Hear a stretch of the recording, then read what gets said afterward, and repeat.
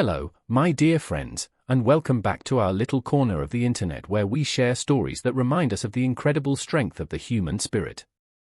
Before we dive in, if you find value in these tales, I'd be so grateful if you consider subscribing to the channel and perhaps leaving a comment below about a time when a stranger's kindness made a difference in your life. Today, I have a particularly heart-wrenching story for you, one that comes to us from the windswept plains of Oklahoma during the Great Depression. It's a story about a lonely man, a desperate child, and a quiet promise that crossed 1,000 miles of dust and sorrow. It begins with a simple, almost unbelievable statement from a little girl: "We don't eat much," but it was what she was holding, what she was so desperately trying to protect, that would ultimately unravel a secret so profound it brought a hardened rancher to his knees in tears. This is a tale that reminds us that sometimes the heaviest burdens are carried by the smallest hands, and that true family isn't always the one you're born into, but the one you find when you need it most. So, settle in, and let's travel back in time, to a place where the sky was often as empty as the people's pockets, but where hope, against all odds, refused to die. The year was 1934, and the Oklahoma sun was a relentless, brassy eye in a pale, dusty sky. For Elias Thorne, the sun was just another silent companion in a life defined by silence. His ranch, a sprawling but struggling patch of earth, was a testament to his tireless work, but it was also a monument to his loneliness. It had been 6 years since he had buried his beloved Martha, and with her, he had buried most of his words. The silence she left behind was a physical presence, settling into the corners of the small clapboard house like the fine red dust that covered everything.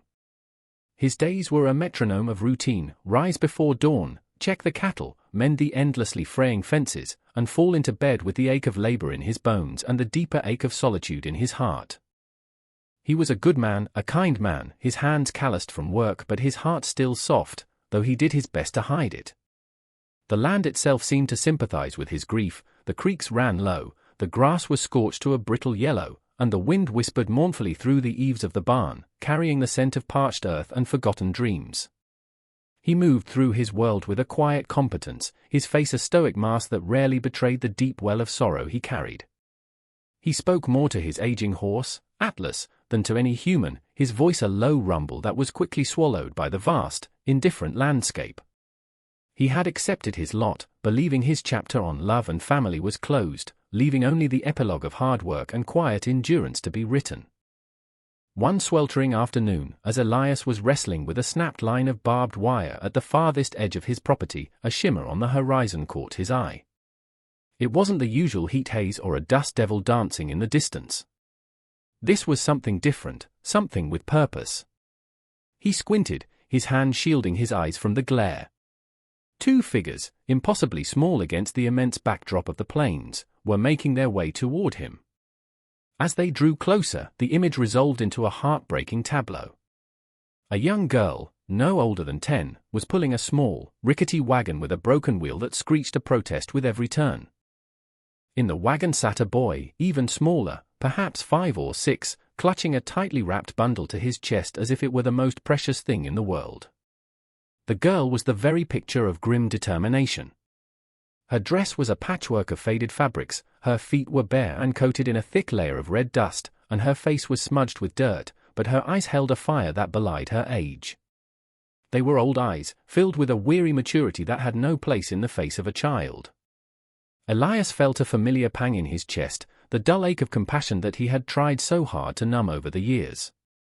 He dropped his pliers and began to walk towards them, his long strides eating up the cracked earth. He had seen many desperate folks heading west on the main road, their cars laden with all their worldly possessions, but he had never seen children so utterly and starkly alone. The silence of the prairie seemed to amplify the squeal of the wagon wheel and the soft puff of dust kicked up by the girl's determined feet. Elias stopped a few paces from them, not wanting to frighten them. He kept his posture relaxed and his voice low and gentle, the way he used to speak to frightened calves. "Afternoon," he said, nodding his head. "That's a long road to be walking on a day like this." The girl stopped, her small shoulders squaring as she planted her feet firmly. She looked him over with a gravity that was both unnerving and deeply sad. "We're not walking, sir. We're traveling," she corrected him, her voice clear and formal, as if she were reciting a line she had practiced 100 times. "My name is Lily, and this is my brother, Sam." Sam simply stared, his large, haunted eyes fixed on Elias, his knuckles white where he gripped the cloth bundle. "Well, Lily," Elias said, a sad smile touching his lips. "You and Sam look like you could use some water and a bit of shade. My house is just over that rise." He gestured with his thumb, but Lily didn't move. "We don't take charity, sir," she said, her chin held high. "But we would be willing to work for our supper. I'm strong. I can weed a garden or sweep floors. Sam can.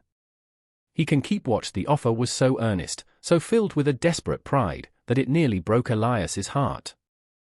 He saw not a child asking for help, but a tiny adult negotiating a contract. "And," she added, her voice dropping to a near whisper, "we don't eat much." Of that simple phrase, uttered with such sincerity, struck Elias like a physical blow. It spoke of a world of hunger and hardship that he could scarcely imagine. He knew then that this was no ordinary encounter. A mystery was unfolding before him, wrapped in the rags of these two resilient children. He couldn't turn them away. The memory of Martha would have haunted him for it. He nodded slowly, respecting the girl's fierce dignity. "All right, then. A deal," he said solemnly. "I've got a porch that's collected half of Oklahoma's dust. I'd be mighty grateful for some help sweeping it. Come on." He led them towards the house, the screech of the wagon wheel following them like a wounded animal. Inside, the cool dimness of the house offered a respite from the oppressive heat. He showed Lily the broom and then set about preparing a simple meal of beans, cornbread, and a can of peaches he'd been saving. As he worked, he watched them from the corner of his eye. Lily swept the porch with a meticulous, focused energy, her small frame moving with an efficiency that spoke of long practice. Sam sat on the bottom step, the bundle still cradled in his lap, his eyes tracking Elias's every move. When the food was ready, he called them in. Lily inspected her work on the porch before she would even step inside. She made Sam wash his hands at the pump, her instructions whispered and gentle. At the table, they ate with a quiet, desperate hunger that made Elias's throat tighten. Lily ensured Sam took the first few bites of everything, her gaze soft and maternal. She ate slowly, as if savoring every mouthful, her back ramrod straight. Elias tried to make small talk, asking where they were headed. "California," Lily answered without hesitation. "We have family there." Her answers were polite but clipped, offering no details, building a wall around their past. The silence in the house was different now. It was no longer empty, it was filled with questions, with the heavy weight of a secret that these two children were carrying with them on their impossible journey west. Elias, against his better judgment but led by an instinct he couldn't ignore, offered them a place to stay for a few days. "Just until that wheel is fixed," he reasoned, mostly to himself. "And a dust storm is brewing." No sense being out on the road. Lily hesitated, her eyes flickering towards her silent brother, but the exhaustion etched onto her small face was undeniable. She finally agreed, with the strict condition that they would continue to earn their keep. He set them up in the spare room, which had once been Martha's sewing room. It still held the faint scent of her, of lavender and old fabric. He watched as Lily carefully placed the wagon in the corner and tucked Sam into the small bed, pulling the quilt up to his chin. She didn't sleep in the bed herself, instead making a small pallet on the floor beside it, a silent guardian. The days that followed settled into a new, strange routine. Lily was a tireless worker, feeding the chickens, helping in the garden, and cleaning with a quiet diligence that shamed him. Sam remained a shadow, always with his bundle, his silence a profound and unsettling presence. Elias began to notice the small inconsistencies, the cracks in the story Lily had so carefully constructed. She spoke of her mother in the present tense, saying things like, "Mama always says to pull the weeds from the root," but her eyes would cloud over with an ancient sorrow. One evening, as he passed their room, he heard her soft voice. He paused, thinking she was talking to Sam. But Sam was fast asleep. Lily was humming a soft, sad lullaby, and her words were directed at the bundle resting on the bedside table. "It's all right, Mama," she whispered into the darkness. "We're safe now. I'll get us there." I promise. A cold dread washed over Elias. The bundle wasn't clothes. It wasn't food. It was something else entirely. The weight of her secret felt heavier than ever, and he knew, with a certainty that chilled him to the bone, that he was standing on the edge of a terrible and sacred truth. The dust storm arrived on their 5th day, a monstrous, roiling wall of black that blotted out the sun and turned midday into a terrifying twilight. The wind howled like a banshee, rattling the windows in their frames and forcing fine, gritty dust through every crack and crevice of the old house. Elias had seen storms like this before, black blizzards they called them, but this one felt different, angrier, as if the sky itself were raging against some cosmic injustice. He secured the doors and windows, lighting a kerosene lamp that cast long, dancing shadows across the room. He found Lily and Sam huddled together in the corner of the living room, Lily's arms wrapped tightly around her brother, trying to shield him from the storm's fury. The ceaseless, deafening roar of the wind was terrifying for anyone, but for a small boy who had already endured so much, it was unbearable. Sam began to tremble, his small body shaking with silent sobs. Then, a particularly violent gust of wind slammed against the house with the force of a physical blow, and Sam cried out, a raw, terrified sound. In his panic, his grip on his precious bundle loosened. It slipped from his grasp, tumbling onto the rough-hewn floorboards. The cloth wrapping, tied with a simple piece of twine, fell open. It didn't reveal keepsakes or tattered clothes. Instead, it exposed the corner of a small, crudely made wooden box, no bigger than a loaf of bread. It was meticulously sanded, but clearly handmade. It looked, unmistakably, like a tiny, makeshift urn. The sight hung in the air, more shocking and silent than the howling wind outside. Lily gasped and scrambled to cover it, her face a mask of pure, unadulterated terror. The secret was out. The howling of the wind outside seemed to fade into a dull roar, replaced by the thundering of Elias's own heart. The small, pathetic box on the floor explained everything: the children's premature maturity, their desperate journey, Lily's fierce pride, and Sam's haunting silence. Elias felt a wave of profound sorrow wash over him, so powerful it almost buckled his knees. He knelt down slowly, his movements careful, as if approaching a wounded bird. He didn't look at the box. He looked at Lily. He saw the frantic panic in her eyes, the desperate plea for him to see what he had just seen. He reached out not for the box, but for her small, trembling hand. "Lily, sweetheart," he said, his voice thick with an emotion he hadn't felt in years. "It's all right. You don't have to carry this burden alone anymore. Please, let me help you for a moment." She stared at him, her entire body rigid with the effort of holding herself together. But his words, spoken with such genuine gentleness and compassion, were the key that finally unlocked the dam of her grief. Her carefully constructed wall of strength crumbled into dust. A gut-wrenching sob tore from her small chest, and then another, and another. The tears she had held back for countless miles streamed down her face, carving clean paths through the layers of dust. Through her racking sobs, the whole heartbreaking story tumbled out. Their mother, a kind woman with a persistent cough, had fallen ill with dust pneumonia weeks earlier. They had no money for a doctor. Her final, dying wish had been to be buried in California, next to the husband she had lost a year prior. She made Lily promise. Just 10 years old, Lily had accepted this sacred vow as her life's mission. After her mother passed peacefully in their small shack, she and Sam had done what they had to do. They had used the last of their firewood to cremate her, and Lily had painstakingly built the small wooden box from an old crate to hold her mother's ashes. And then they had started walking west. The title of their story, the justification for their existence on the road, became a heartbreaking reality in that lamplit room. "We don't eat much," Lily had said, and now Elias understood. It wasn't just a statement about their small appetites. It was a plea. It meant, our burden is not too great. Please don't see us as a burden. We are trying our best. Her insistence on working wasn't just pride, it was a way to honor her mother, to prove that they were capable, that they could fulfill their promise without being reduced to beggars. They were a family on a mission, a sacred pilgrimage, not vagrants.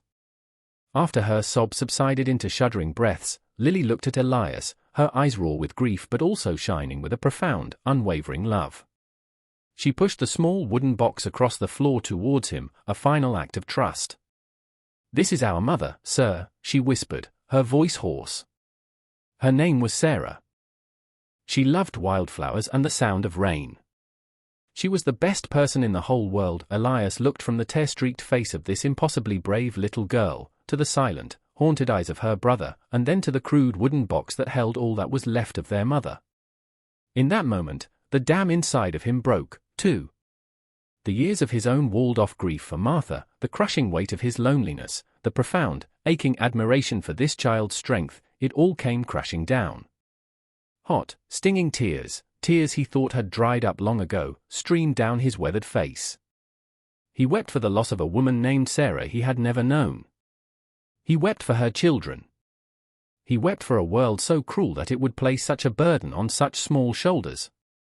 And he wept with a strange, overwhelming sense of gratitude for having found them. He reached out and pulled both children into his arms, holding them tight against his chest.